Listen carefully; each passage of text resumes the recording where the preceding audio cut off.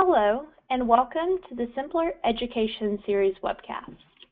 Today's webcast is titled Locum Tenens Credentialing, with guest speakers Donna Gessencore, Susan Collier, and Tammy Presnell. At the end of this webcast, we will have time for a formal Q&A, but feel free to ask any questions as they come to mind via the chat box located on the right side of your screen. You will also be able to download the archive of today's webcast and its slides at symplr.com soon, and will receive download information in an email. We are so pleased to have experts Donna, Susan, and Tammy as our speakers this month. I'm sure many of you know them, and I'd like to turn it over to Donna now. Wonderful. Thank you, Callie. And a friendly hello to all of our listeners who have tuned in again for the final webcast of this series, Launch a Successful Locum Tenens Program. The target for this third session is about our recommended credentialing practices when processing and verifying the credentials of locum tenens practitioners. As Callie mentioned, your speaker team is back again in full force. That's me, Donna G. Hi, everyone. And I have been struggling over the last month with bouts of laryngitis, and I'm on the downside of that, meaning I'm getting so much better. But as I was rehearsing, my voice kind of cut out, so I have some hot tea I'm going to sip on. But if my voice does cut out, please just be a little patient.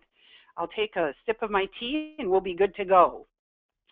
Now, before I pass the program along, I would like to take just a moment to thank you, our audience, for your loyal following as my team and I have researched, shared our knowledge and our experience on a topic that proves, especially when I'm in the field, that the management of locum tenens practitioners is indeed a challenge area.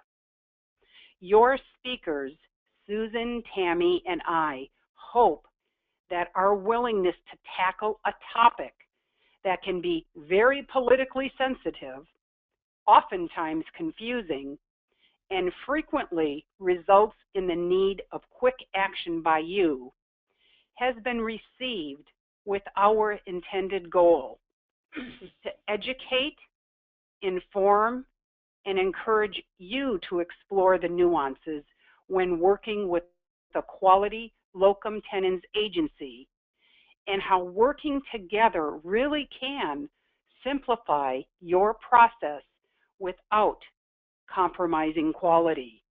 You know, the three of us really had fun working on this project. I've learned so much, and our collaboration has indeed served us well. Now, Susan, please remind our listeners about the expertise you have brought to this webcast experience. Hi, everyone. This is Susan. And for those who weren't able to attend the first two sessions, my background is I've had the fortunate opportunity to work with a lot of physicians and various healthcare organizations throughout my tenure at CHG Healthcare for the last 30 years. Which has allowed me to speak to a number of healthcare professionals in about 47 different specialties. I, too, are truly grateful that Donna asked us to partner with her for this webinar series because I'm always looking to make locum tenens staffing a viable solution versus a challenge for everyone involved. So with that, I'm going to quickly pass this to Tammy so she can introduce herself to all of you today.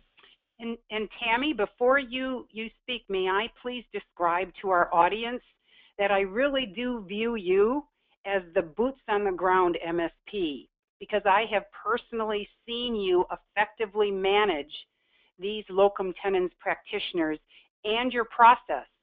And that experience that you brought to this webcast series has really translated well to those of us who actually have to do the work. So from there, I pass it to you, Tammy. Well, thank you, Donna. I really appreciate those good words. Hello, everybody. This is the second webinar that I've participated in. The first one was the last time. I'm the director of Presbyterian Healthcare Services Credentialing Verification Office. We have an internal CVO, as well as the Medical Staff Affairs Office for our central delivery system. Locums is very challenging, as we all know, and we've had quite a bit of experience here at Presbyterian with our locums, and I think that we've become more successful in managing those locums from a medical staff point with our partnership with locums agencies. So with that, I pass this back on to Donna. All right. This webcast series has been made possible through the leadership, sponsorship, and development of all of those companies and individuals you see represented and displayed on your screen. symplr, as Amy and Callie serve as their representatives, they have been a wonderful webcast host. Your speaker team is being represented by TeamMed Global Consulting, CHG Healthcare Services, and Presbyterian Health System.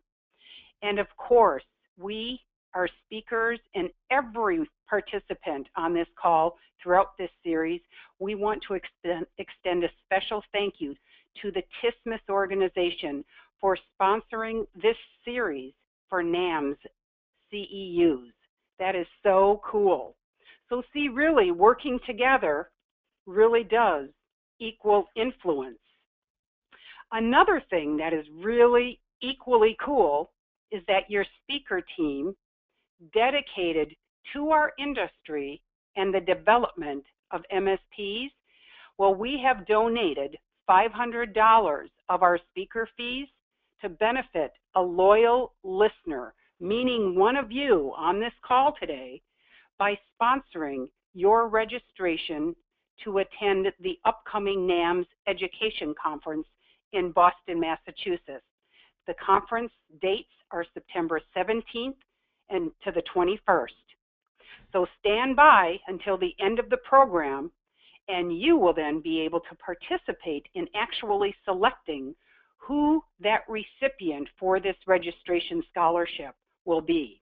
And how fun is that going to be?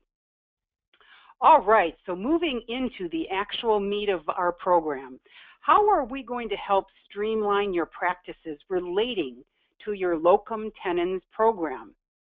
Well, we are going to, meaning Tammy, Susan, and I, we're going to help describe for you strategies on how not to duplicate your credentialing verifications.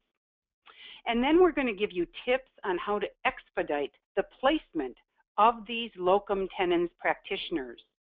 And as you can see in our graphic that we've selected, it starts and ends with collaboration.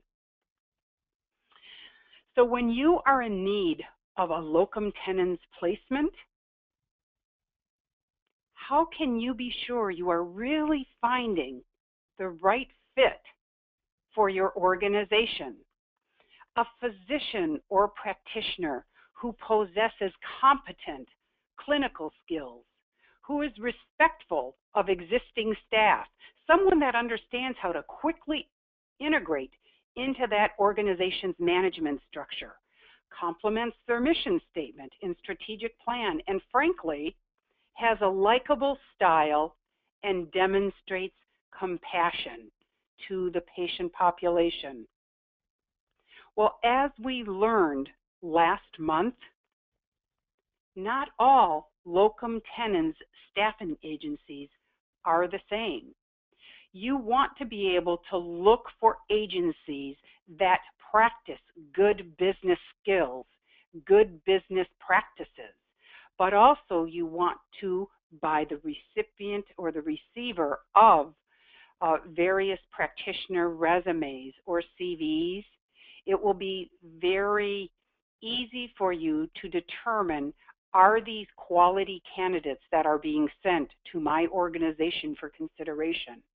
We want to make sure that we find physicians and practitioners who have strong clinical skills, someone whose credentials are top-notch, and who is able to demonstrate compassion, as I mentioned, to our patients. We want to be able to work with an agency who will find candidates who can help physicians and practitioners really integrate quickly into your organization's culture and are going to be available when you need them to be. Another couple points that we really learned in last month's session are locum tenens agencies must be able to meet your start date, your need date. And do they practice ethically? Are they selecting candidates that have ethical, clinical, and personal skills? Are they sensitive to that organization's culture? And does that agency practice strong customer service skills? So that's tying it up nicely, the leading points of a locum tenens staffing agency, but there are also things we learned last month that pertain to us as MSPs, those individuals who are responsible for making sure our guidelines and policies are indeed met. And it's all about making sure that we have established the proper framework for our locum tenens program.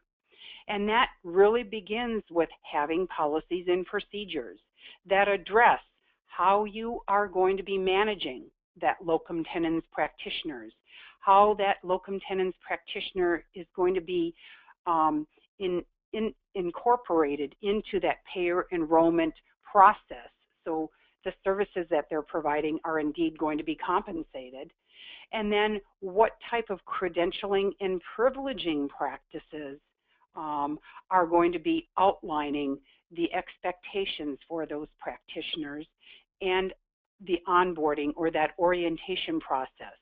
So having a clear delineation of those steps within your program will help you as the MSP and the medical staff leaders understand what the practices are, and if there are outliers, much more easier to identify when there is a fallout within those standard practices.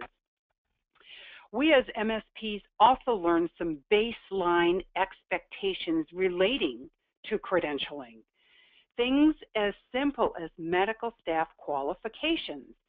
If your current membership qualifications require your practitioners and physicians to be board certified, you want to be sure that your locum tenens practitioner meets that same qualifications, that they've graduated from an accredited training program, that they indeed have all of the necessary state documents.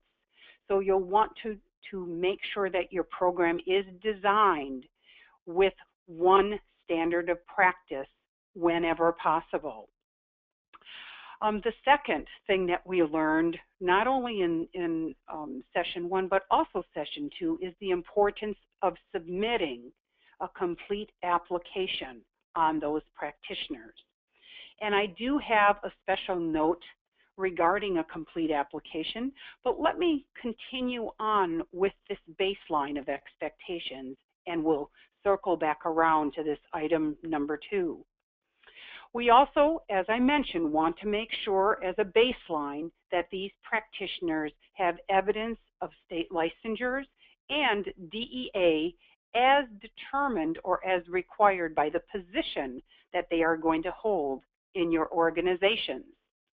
Now that asterisk bullet point 2 where I said submitting a complete application, I wanted to earmark that because I have reinforced this at every session.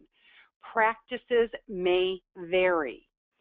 So the recommendation that Tammy and Susan and I have put forward from our first session is that locum tenens practitioners should be managed in the same way that you would a member of your medical staff that is granted membership or privileges.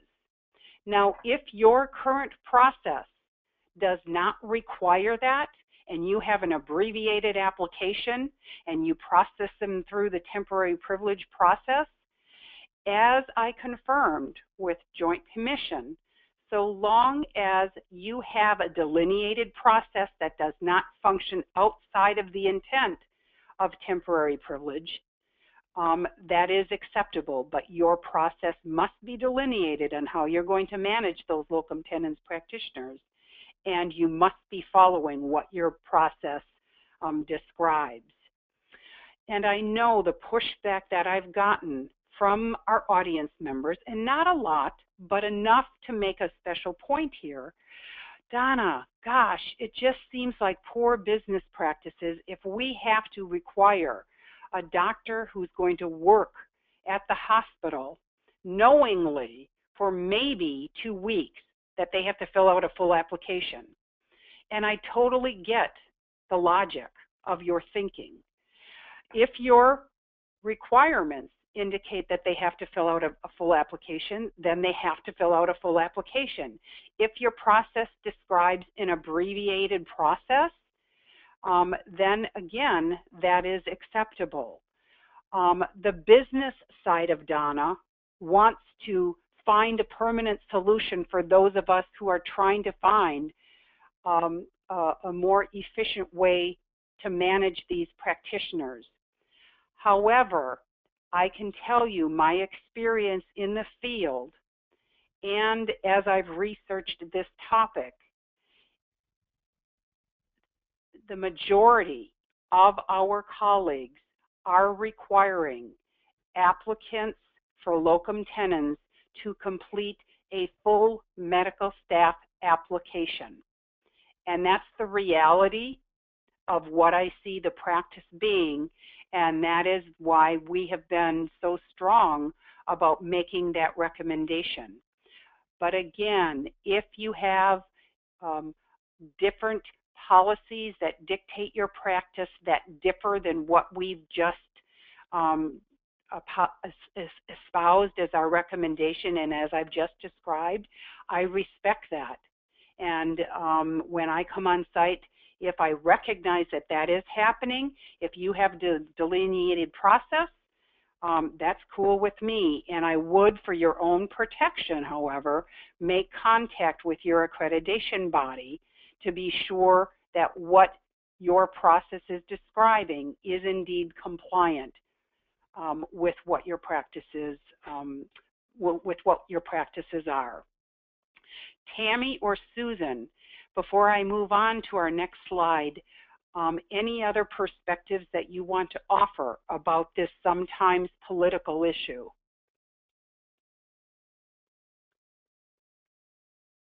This is Tammy. I would just emphasize that it's important that a full credentialing, from our standpoint here in Presbyterian, it's important to do the full credentialing process. I know it takes additional time, but these people are coming in to provide care to our patients, and it's important that we do no shortcuts. Right. Donna, from our standpoint, oh, I'm sorry, Donna. No, go ahead, Susan.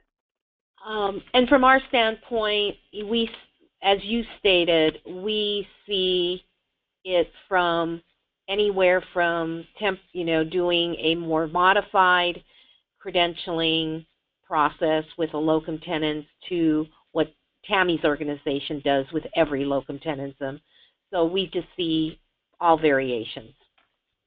And I think that just your responses tell us again that even though we all do like things, our approach to this can be so different and varied depending upon what our governance documents say, what our medical staff preferences are, and what our established practices are.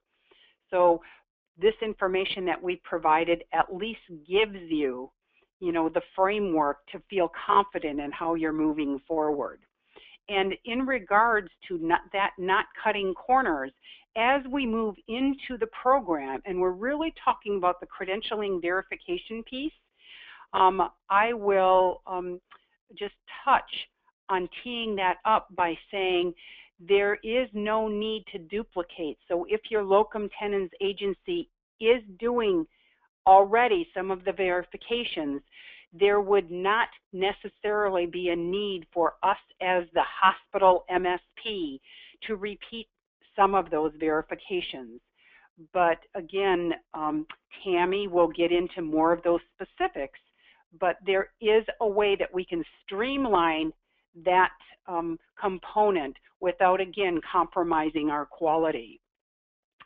Okay, so the last very important piece that we learned in our last session really about the credentialing basics and what we as MSPs need to do, it's about closing that gap, right?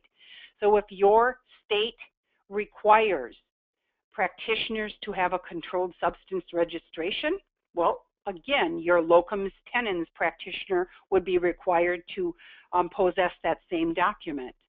You're going to want to make sure that as you as the MSP, just as we would do for full membership applicants, we look at their work gaps. If they have some, we want to know what they were doing during those gaps in time. And of course, disclosing any malpractice history that can be further vetted and researched. And lastly, case logs. If your current policies require that practitioners provide case logs, indeed, you would want to convey that same expectation to those Locum Tenens practitioners. So that is in like the 10,000 foot level of just some of the takeaway points that we learned in our first two sessions. But Donna, really, credentialing verifications is really important for me to know what can I do to help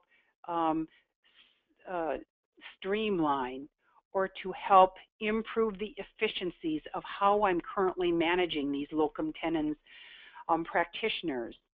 And the bottom line of that is we don't want to duplicate. And I ask the question right? We don't want to be duplicating. If we can obtain the same information through a collaboration experience, that's really how we're wanting to move that process forward. Just another perspective on how we can function in a more efficient manner. So with that, I'm going to ask Tammy to kind of take us through the delegation component. Okay, Donna, thank you.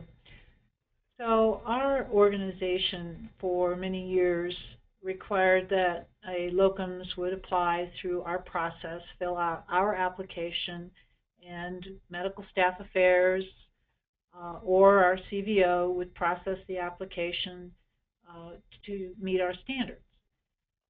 We were approached by a Locum Tenens agency a couple years ago that proposed that they would be able to conduct the primary source verification on our behalf. Admittedly, I was skeptical, but we established a relationship with this organization, with this agency, who was able to identify and provide proof, if you will, that they were knowledgeable in the credentialing world. This locums agency has the NCQA certification. Granted, that doesn't meet all of the requirements of the Joint Commission, but we did have a conversation with them and over time developed a written delegation agreement.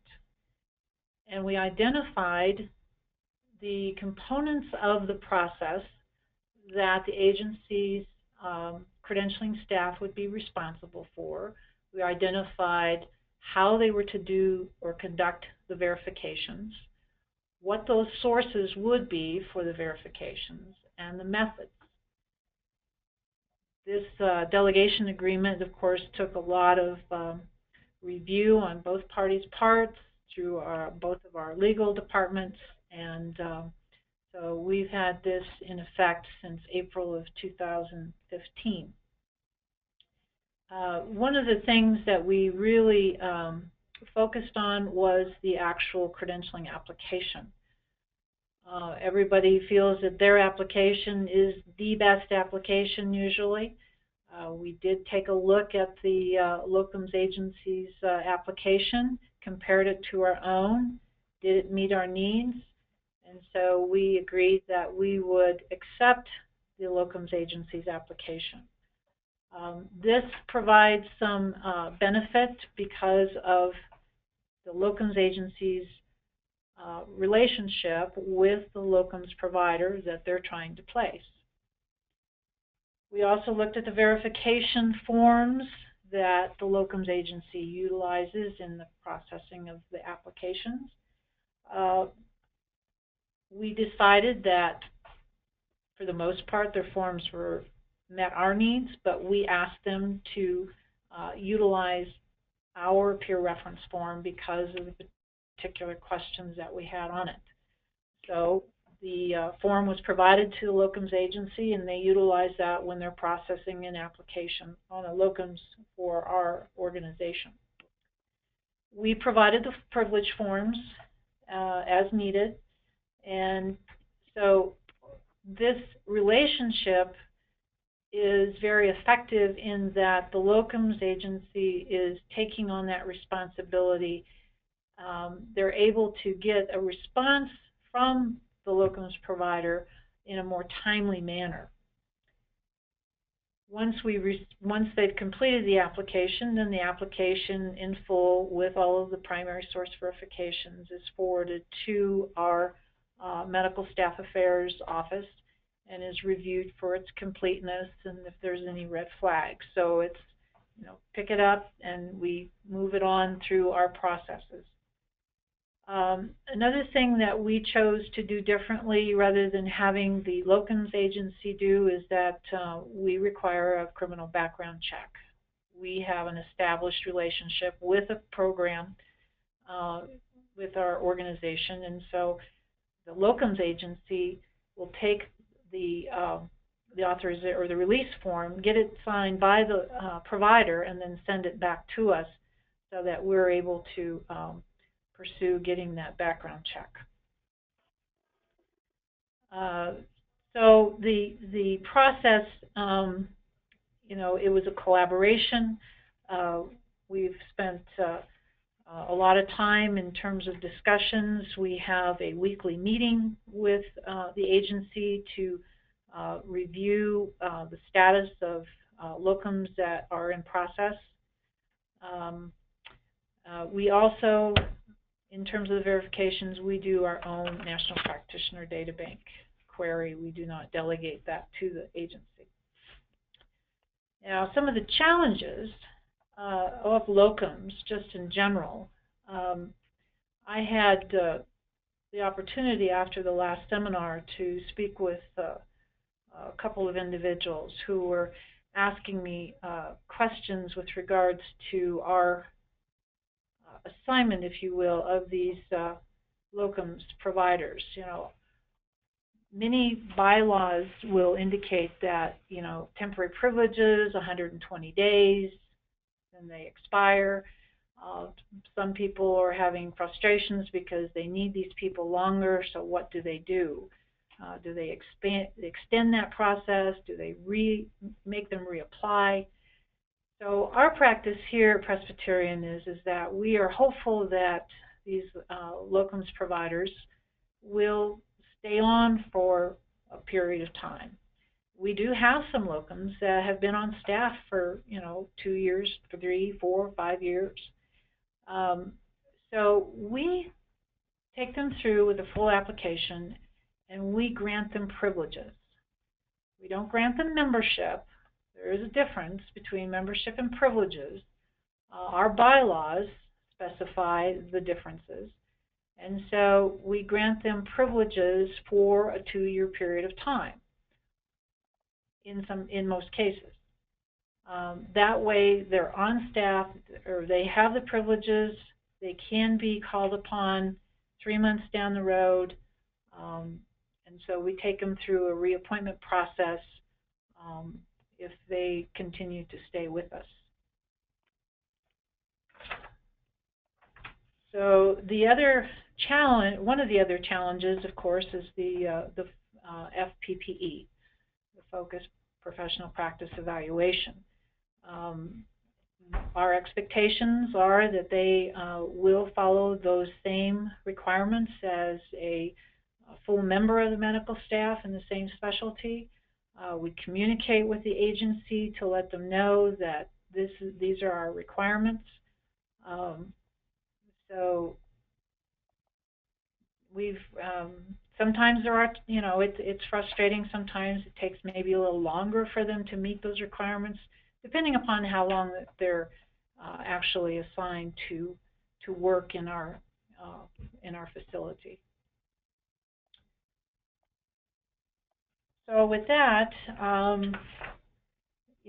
again, I would just stress, as far as the credentialing, there's a partnership between the client and the agency. Last time we did, in the last webinar, we did talk about that process of communicating and educating the locums agency as to what the client's needs are, what the requirements are. It does indeed require a team approach. As I said, we do have weekly meetings, and I think that has really done a lot for our relationship with this particular company. Also, the onboarding processes, letting them know that what's expected. Drug screens. We require that the provider have a drug screen that's done 14 days prior to their start date. And that is also something that the agency itself will facilitate getting completed.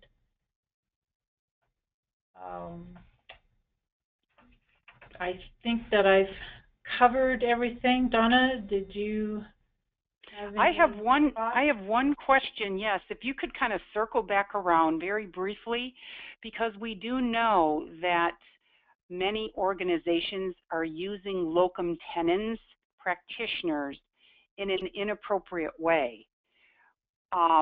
What would be some of your strategies on how we as the MSP can kind of facilitate the proper use of locum tenens? And this is where that political kind of rub comes into play. I mean, if a medical staff leader is telling us, if the person's been there over a year, just keep using them as a locum tenens, and they've not really been credentialed the way that we would like to, what would be your suggestions on how our colleagues can manage that? Well, you'd have to look to your bylaws. Do you allow for a separation between membership and privileges? And I think that would be an important part. Also, just the partnership and the working together within your own organization, with your recruitment and HR or your clinics, to identify what those needs are, what those expectations are in terms of privileges, and everybody understanding what our timelines are. It's just as we said at the beginning of the program, Donna, it's just a great deal of collaboration in order for it to work. Mm-hmm. So if a colleague needs to refer back to their bylaws, and the bylaws are clearly saying that these level of practitioners should be granted privileges for 90 days, but they keep renewing them, which is really outside of the intent of the bylaws, we as MSPs can certainly help educate the medical staff leaders that this is not the intent of the bylaws, and there would need to, and I'm asking this as a question, would you recommend that the facts be presented to the medical staff leaders, to the credentials committee, to say, you know, this is what's happening, this is what the bylaws is saying, and there's not an alignment there, so could we please discuss how we can better meet the intent of the bylaws or revise the bylaws? Oh yes, I would wholeheartedly agree that it's an education process for medical staff leaders, the credentials committee and/or medical executive committee, and possibly even the board. Mm-hmm. And sometimes even after we have that thoughtful discussion, things just continue to remain that way. And what I always like to say to MSPs is just don't give up. We know inherently if we're doing something that really is kind of outside the practice, outside of what the true intent should be, and we can bring the information forward, but we also know politically that sometimes we're just told to just do the job. So that's kind of the difficult spot that we're being placed in. So we, meaning Tammy, Susan, and I, don't want to underestimate the challenges that we are put in, but having a clear understanding of how the process really can work to the betterment of all is the intent of what we're trying to share here. So we recognize you're still going to have challenges unique to your organization, but just don't give up the fight, I guess is what I'm wanting to say. Well, and I'd also like to add that it's not, it may not be necessary to have a full-blown delegation agreement with a locums agency, as we have. Perhaps it's more of a partnership that there's assignments, if you will, that says that the locums agency will be responsible for obtaining the application from the provider, as opposed to the MSP having to go out and try to track the provider down to get that application. So there's different ways you can work that collaboration and that partnership. But the client needs to drive that level of involvement, because it's your accreditation, it's your hospital, it's your patients. And again, as I said before, it's very important to have a team approach, not only within your own organization, but also with the agency itself. And then just letting everybody know what those onboarding expectations are. So Donna, all right. I think this is now Susan's time to address us from the locum perspective. That's exactly right. Before Susan kicks it off, I just want to kind of tee up this thought for our listeners, because the placement of a locum tenens practitioner really is the goal of that agency to find the right fit and meet your expectations. So what Susan is wanting to do, based upon, again, her longtime experience, she wants to give you tips that offer for you the complete package of how you can make sure that you get the right person in the right time. So Susan? Yes, thanks, Donna. And the next 3 slides that I'm going to present really summarizes a lot of what's already been said today and in webinars 1 and 2. So I hope that the audience doesn't feel like I'm repeating myself, but I feel so strongly about some of these tips that I asked Donna if I could provide them again to all of you. So with that, successful locum tenens placement, what's it going to take? I believe the key to successful locum tenens placement is having a stakeholder group to manage the entire process. Tammy just alluded to that, from contracting through performance evaluation. Again, in our first and second sessions, we emphasize the importance of having all of the appropriate stakeholders involved in the process. I believe Donna mentioned some of those stakeholders could be the service lead, departmental chief, administration, finance, legal, recruitment, and most importantly, the Medical Staff Services Department, the MSP. We strongly recommend that the MSP have a seat at the table to offer recommendations to the process on the front end in order to proactively manage it. The MSP should review the contract between the healthcare organization and the Locum Tenens agency in order to understand the responsibilities of the agency as well as the healthcare organization. I also recommend that the healthcare organization determine whether the Locum Tenens agency is a member of NALTO. And NALTO, if you remember from the first session, is the National Association of Locum Tenens Organizations. I mentioned in that first session that this organization holds all of its member companies to industry standards and ethical guidelines. Planning is crucial, so I encourage everybody, like Donna just mentioned, get immersed and involved early in the process. Tammy expressed in the last webinar the competency, and this webinar, the competency of all physicians on the medical staff must be assessed. It doesn't matter whether the physician is a locum tenens physician or not. That same level of due diligence must be demonstrated for a locum tenens practitioner as the rest of the medical staff, and we've been talking a lot about that today.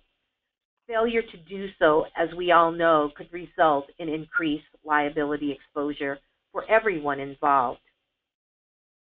A well-thought-out process clearly identifies when and how the medical staff department is notified of vacancies that need to be filled and who the potential locum tenens candidates are. This allows the MSP to review the physician profile submitted by the locum tenens agency and assess very quickly whether the candidate will present a credentialing challenge or not. As everyone knows, the time frame for credentialing a locum tenens physician is often very, very short. So having an MSP involved early in the process is essential. One idea that some of our clients have come up with to streamline communication amongst all of the appropriate stakeholders is to set up an email group or an iMail box. This way, all necessary parties are informed of key activities in a timely manner. Interviews are also a critical part of the process. While the interview process may be more commonly associated when recruiting a candidate for a permanent position, I see it becoming more and more a part of the selection process of a locum tenens physician. Donna mentioned that it's the responsibility of the locum tenens physician agency to find the right practitioner for your organization. And I think it is the responsibility, but I think through partnership and collaboration and through these interviews, you as organizations can determine also whether the practitioner is going to be the right fit. And I feel that the MSP can also play an important role here because they have already reviewed the practitioner profile if they are brought in earlier in the process, and they can possibly offer suggestions to the person doing the interview as to critical areas to focus on during the interview. Partner with other players in the process. In the last webinar, I discussed the benefits of providing a locum tenens agency information regarding the facility's credentialing process. As Tammy mentioned, many staffing agencies are able to assist with the credentialing process, but clients have to first understand their own processes well enough to create timelines that are achievable and realistic for all of the players in the process. As early as possible, provide the locum tenens agencies with your bylaws, privileges, credentialing forms like Tammy talked about, a list of credentialing documentation that will be needed, as well as specific due dates for submission. Some healthcare organizations have also included a copy of their medical staff application. If the agency understands what criteria the physician will need to meet in order to be credentialed in that particular specialty, the agency should be able to submit providers who meet this profile.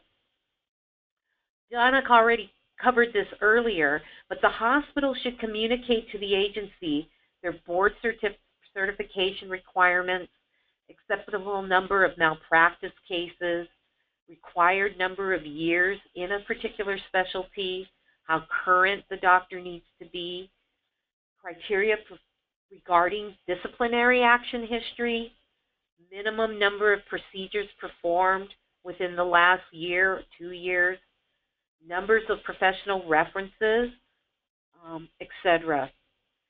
When the Locum Tenens agency has this level of understanding, we have experienced a reduction in the amount of time it takes from presentation of a physician's profile to either acceptance or rejection of the physician candidate by a healthcare client.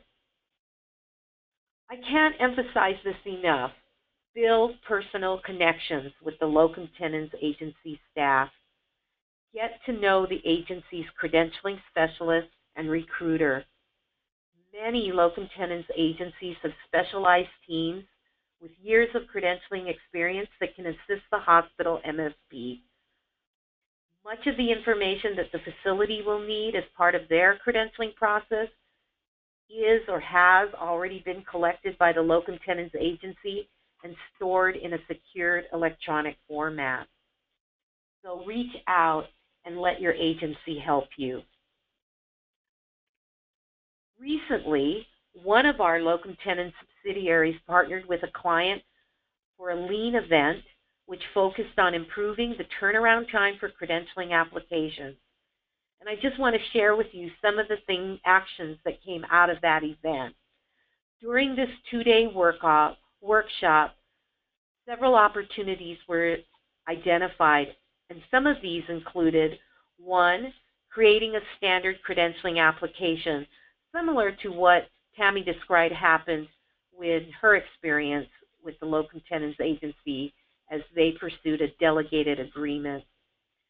2, agreeing that the Locum Tenens agency would be responsible for making sure that the application was complete prior to sending it to the MSP.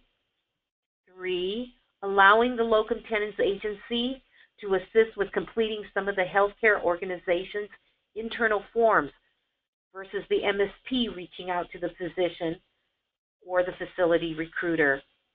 And 4, allowing the Locum Tenens agency to provide, along with the CV in the initial presentation package, a few primary source verifications, such as board certification, license, DEA, and OIG query. Tammy talked about the delegating credentialing agreement, and I just encourage all of you to determine whether this will create efficiencies within your organization. Many larger agencies have CVOs that are certified by the NCQA or are certified by the Joint Commission for Healthcare Staffing Services.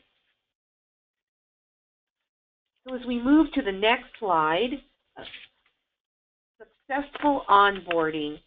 Provider onboarding experiences really do matter, and the process often starts and ends with the Medical Staff Services Department.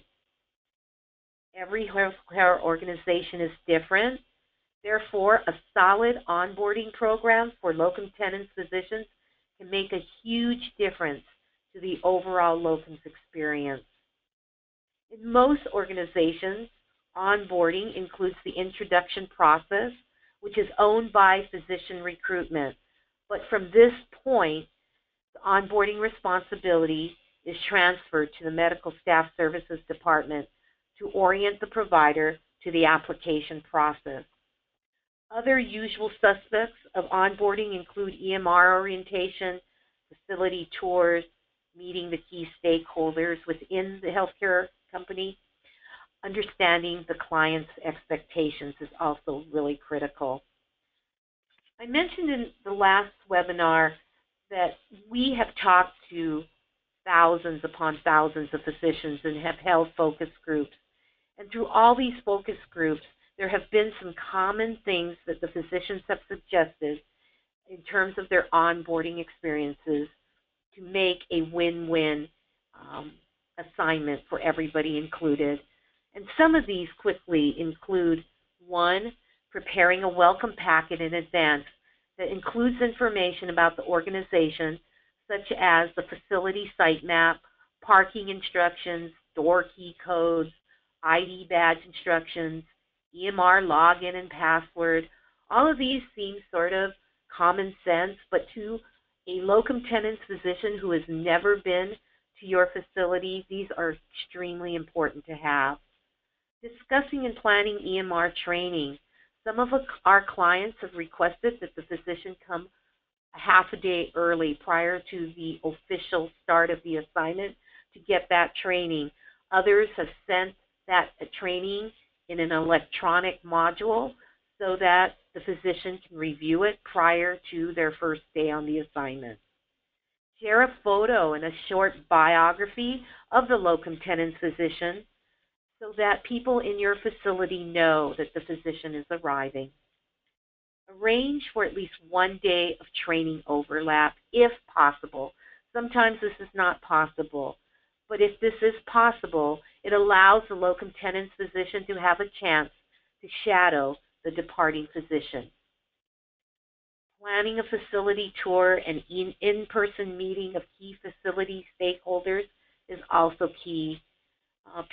Stakeholders such as the medical director, departmental staff, definitely, possibly the risk manager, the human resources staff, the medical records person, pharmacy, laboratory staff, whatever makes sense for your organization. And finally, assigning a go-to person, if possible, for the locum tenens physician to answer questions that may come up during their assignment is also strongly recommended. So, what happens next? Well, just before the assignment ends, in order to make sure that everything is taken care of before a physician departs, schedule an exit interview if possible. This is what we refer to as offboarding. An interview could include topics such as the patient transition process, determine who will take over the locum tenens patients, and if there is any information that needs to be transferred from one provider to the next. Discuss the medical record sign-off status. Make a plan for completion of outstanding medical records if not all records have been completed by giving clear directives about how and where the records should be sent and when they must be completed, and verify the physician's contact information. Finally, get everybody's input for evaluation. This is the end of the process, but extremely, extremely important. The MSP could coordinate this effort by reaching out to physicians, surgeons, nurses, other clinical or administrative staff that may have interacted with the locum tenens physician to collect feedback as to the physician's performance, both clinical and interpersonal. This feedback is critical, but many times staffing agencies do not always receive a response. Without this data, staffing agencies are challenged with insufficient information to make quality decisions going forward. If MSPs can assist locum tenens agencies with the collection of these evaluations, I personally feel we will all continue to make a difference in our respective organizations by working toward that common goal, providing quality patient care in the communities we serve. So these, to wrap up, these are the things that I feel if we could do some of, or all of, will make a successful locum tenens placement. Thanks, Donna. And that takes us to our closing thought. as conveyed not only today but in our first two sessions, it's really about the quality of the agency working together for streamlining credentialing, making sure we're all on the same page about a start date, that practitioner really is sensitive to the culture of that organization, and that collectively the agency, the physician or the practitioner, the MSP, and the organization working together truly will create success with your Locum Tenens program. So with that, and as we kind of all take a breath, I would like to move forward into a couple of announcements. The first one being the date for the next symplr webinar. Checklist for payor enrollment. The payor enrollment series was so very popular. There has been a new perspective put on this particular program, but again, it's the payor enrollment from the MSP's or Medical Staff Services Department perspective. But go ahead and save the date for Wednesday, February 17th. Next, this is all using all new technology, so hang with us here. Thank you for looking at symplr for your payor enrollment. Why choose symplr? At symplr, we have a dedicated team to completing payor enrollment. This expert team manages the cycle of payor enrollment, enabling completion in half the time. From large multi-hospital systems to surgical centers, symplr's payor enrollment services are scalable to fit your facility. Our enrollment services save you money by streamlining the entire enrollment process. If you are interested in exploring payor enrollment services, please reach out to us at sales@symplr.com or give us a call today at 800-373-9725. How's that for technology, huh?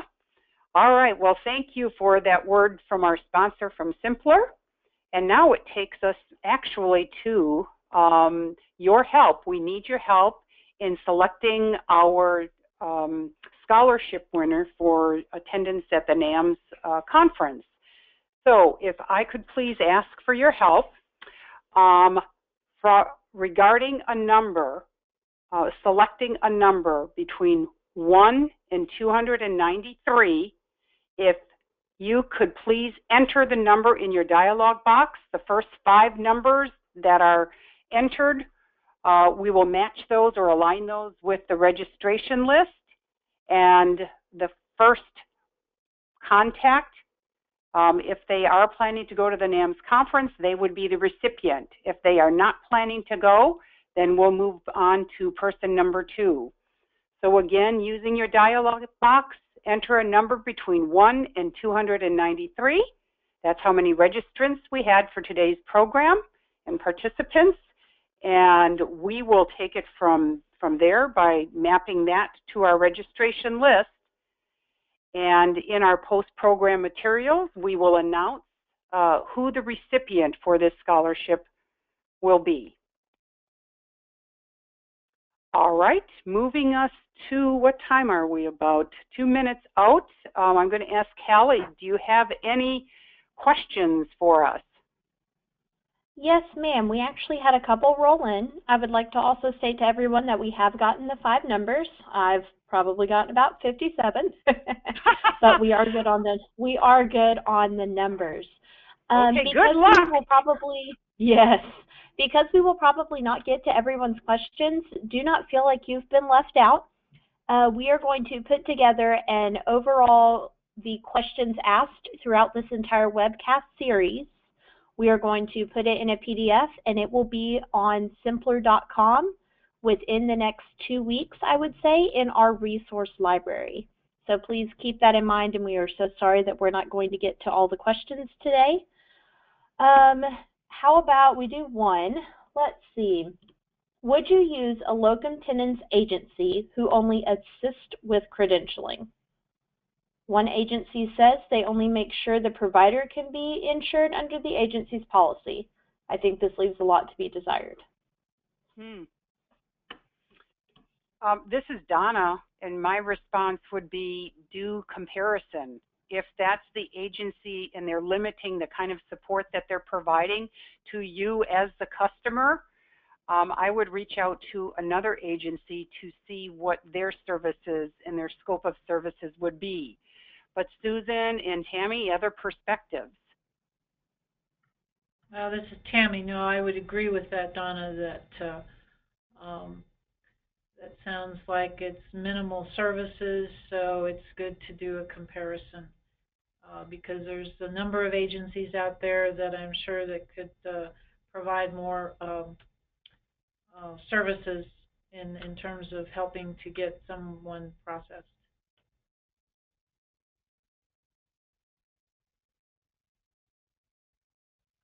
All right, well, thank you so much.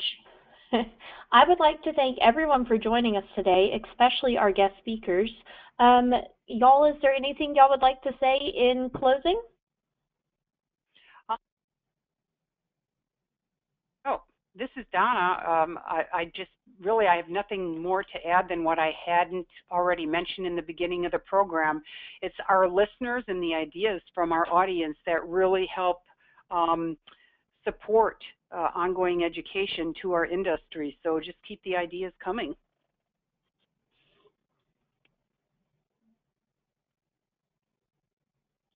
All right, well, thank y'all. I would like to remind everyone that an archive will be online at symplr.com in a couple of days, and you will also receive an email giving you that link. Please also keep an eye out for your NAM CEU certificate. To make sure that you get all of these emails, please add communications@symplr.com to your address book. If you also have any other questions that did not get answered, please feel free to reach out to us at symplr or any of the webcast speakers whose contact info is also in the slides that you can download. We hope to see you all next time in February, and we'd like to thank everyone for a really great series. Everyone have a good day.